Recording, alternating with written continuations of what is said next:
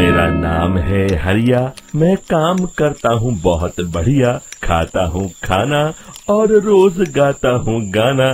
अरे यार, आज तो बहुत देर हो गई। इस खतरनाक जंगल को देखकर तो मेरे हाथ पैर ठंडे हो गए हैं। अगर मैं वक्त पर गांव नहीं पहुंचा तो मालिक बहुत नाराज हो जाएंगे। तभी हरिया को एक आवाज सुनाई देती है। सुनिए हरु जी।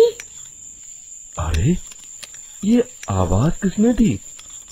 तभी हरिया को सामने कुछ दूर एक औरत खड़ी दिखाई देती है। अरे भाई, ये औरत अकेली इतनी रात को इस जंगल में क्या कर रही है? चलकर पूछना पड़ेगा। फिर हरिया अपनी बैलगाड़ी उस औरत के सामने लाकर रोक देता है और उससे पूछता है। अरे सुनिए, आप इतनी रात को इस खतरनाक जंगल में अकेली क्या कर रही हैं? तभी वो औरत मीठी आवाज में कहती है, अरे हरु जी, आप आ गए। मैं कब से आपका इंतजार कर रही थी। वैसे तो यहाँ से काफी लोग गुजर चुके हैं, लेकिन मैं खास आपका इंतजार कर रही थी। अच्छा, तुम सच कह रही हो? मुझे तो यकीन नहीं हो रहा है। वो क्या है ना, आज तक किसी ने मुझसे इतने प्यार से बात नहीं की। हाँ हाँ हरु जी, मैं सच कह रही हूँ। अब देर मत करिए और जल्दी से मुझे मेरे घर तक छोड़ दीजिए। हाँ हाँ, कौन सी बड़ी बात है, अभी छोड़ देता हूँ। आप मेरे पीछे बैलगाड़ी में बैठ जाइए और मुझे रास्ता बताते चलिए। फिर वो औरत हरिया की बैलगाड़ी में बैठ जाती है और हरिया बैलगाड़ी हाँकता हुआ आगे चल पड़ता है। फिर उस औरत के बताए हुए रास्ते पर चलते चलते हरिया बैलगाड़ी लेकर एक काली गुफा के आगे आकर रुक जाता है। हरिया उस औरत से पूछता है, हाँ देवी जी, आपका घर कहाँ है? यहाँ तो एक गुफा के अलावा और कुछ नहीं है। तभी अचानक वो औरत हवा में उड़ने लगती है। देखते ही देखते उसका सुंदर रूप एक डरावनी चुड़ैल में बदल जाता है और वो जोर जोर से हंसती है। अरे तू तो एक नंबर का बेवकूफ निकला। तू तो बड़ी आसानी से मेरी बातों में आ गया। अरे मर गया रे, ये तो एक चुड़ैल है। हे भगवान बचा ले, ये तो बड़ी डरावनी दिखाई दे रही है। और फिर अगले ही पल हरिया की बैलगाड़ी में रखा सारा सामान हवा में उड़ता हुआ उस काली गुफा के अंदर चला जाता है और वो चुड़ैल भी उस गुफा के अंदर जाकर कहीं गायब हो जाती है। हरिया ये नजारा देख बुरी तरह घबरा और परेशान हो जाता है। अरे, ये चुड़ैल तो मेरा सारा सामान लेकर गुफा में गायब हो गई। अब क्या होगा? अगर मैं गांव खाली हाथ गया तो मालिक मेरी अच्छी खबर लेंगे। मेरी इस बात का कोई यकीन भी नहीं करेगा। फिर आखिर वही हुआ।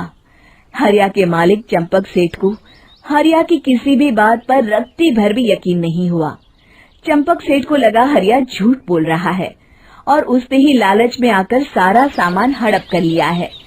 फिर हरिया को बेईमान समझकर चंपक सेठ उसे काम से निकाल देता है। अगले दिन अपनी दुकान में परेशान बैठा चंपक सेठ गुस्से में बड़बड़ाता है। अरे, दुकान में तो सामान बिल्कुल भी नहीं है। अब मुझे ही शहर जाकर सामान लाना होगा। फिर वो अपनी बैलगाड़ी लेकर शहर चला जाता है। शहर से सामान लेकर जब चंपक सेठ वापस गांव लौट रहा होता है, तभी उसे एक आवाज सुनाई देती है। चंपक जी, ओ चंपक जी। अरे, ये तो कोई मेरा नाम लेकर मुझे पुकार रहा है। फिर उस रास्ते में वही औरत खड़ी दिखाई देती है। फिर क्या था, हरिया की तरह चंपक सेठ भी उस औरत के पास अपनी बैलगाड़ी लेकर जाता है और वो भी उसकी चिकनी चुपड़ी बातों के मुंह जाल में फंस जाता है। फिर चुड़ैल उसे भी अपनी गुफा तक ले जाती है और उसका सारा सामान लेकर गुफा में गायब हो जाती है। बेचारा चंपक सेठ लाचार होकर खाली हाथ गांव लौट आता है। फिर ये उस जंगल में रोज की बात हो जाती है। जो कोई भी शहर से कुछ लेकर गांव की तरफ लौटता, वो चुड़ैल उसे बेवकूफ बनाकर उसका सारा सामान लेकर गुफा में गायब हो जाती। एक दिन हरिया एक लकड़हारे को उसी जंगल की तरफ जाते हुए देखता है। फिर हरिया उसे रोकते हुए कहता है, अरे भाई, क्यों अपनी मौत को दावत दे रहे हो? मेरी बात मानो, आगे जंगल में मत जाओ, वहाँ एक बड़ी भयानक चुड़ैल रहती है। लकड़हारा हरिया की बातों को नजरअंदाज करते हुए कहता है, अरे भाई, मुझे पहले ही बहुत देर हो चुकी है, मुझे जाने दो भाई। शाम तक लकड़ियाँ काट कर शहर के बाजार में बेचना है। तुम अपनी ये कहानी किसी फुर्सत में बैठे इंसान को सुनाओ, मैं तो चला। इतना कहकर लकड़हारा वहाँ से आगे जंगल की तरफ चला जाता है। फिर अगले दिन गांव के मुखिया के घर के बाहर बहुत सारे लोग जमा हो जाते हैं। तभी हाथ में कुल्हाड़ी लिए खड़ा लकड़हारा कहता है, अरे मुखिया जी, अब आप ही हमें बचाइए उस जंगल वाली चुड़ैल से। हमारा सारा काम तो शहर से ही होता है। अरे मुखिया जी, उस चुड़ैल की वजह से तो मैं पूरी तरह बर्बाद हो गया हूँ। हम सबको मिलकर उस चुड़ैल का कोई इलाज करना पड़ेगा। तभी भीड़ में खड़ा वीरा कहता है, आप लोग चिंता मत करिए, कल से वो चुड़ैल किसी को नहीं लूट पाएगी। मेरे पास एक बहुत अच्छी तरकीब है। तभी चंपक सेठ उसका मजाक उड़ाते हुए कहता है, अरे तेरा नाम वीरा है तो क्या हुआ? तूने अभी उस चुड़ैल को देखा नहीं है? जाकर अपना काम कर, बड़ा आया। तब मुखिया जी कहते हैं, नहीं चंपक सेठ, मुझे लगता है हमें इस लड़के को एक मौका देना चाहिए। फिर सभी गांव वाले मुखिया जी की बातों से सहमत हो जाते हैं और वीरा शाम को एक बैलगाड़ी में कुछ सामान लादकर उस जंगल की ओर चल देता है। वीरा, ओ वीरा, कहाँ जा रहा है? तभी वीरा मुड़ के देखता है, वही चुड़ैल एक औरत के रूप में खड़ी है। अरे बहन जी, मैं आपको ही ढूंढ रहा था। देखिए, मैं आपके लिए क्या लाया हूँ। हैं?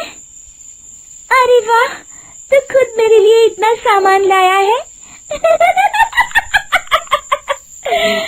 तू ही अकेला गांव में समझदार है। जरा देखो, मैं भी खोल के, बड़े भूख लगी है। जैसे ही चुड़ैल उस सामान पर से कपड़ा हटाती है, एक भगवान शिव की तेज रोशनी उसके अंदर मूर्ति से निकलती है और चुड़ैल अपने असली रूप में आकर जलने लगती है। अरे मैं जल रही हूँ, बचाओ! बचाओ! ओम नमः शिवाय, मर गई मैं! देखते ही देखते वो चुड़ैल राख के साथ उड़ जाती है और सभी गांव वाले भी वहां जाते हैं। शिक्षा बुराई पे सदा अच्छाई की ही जीत होती है।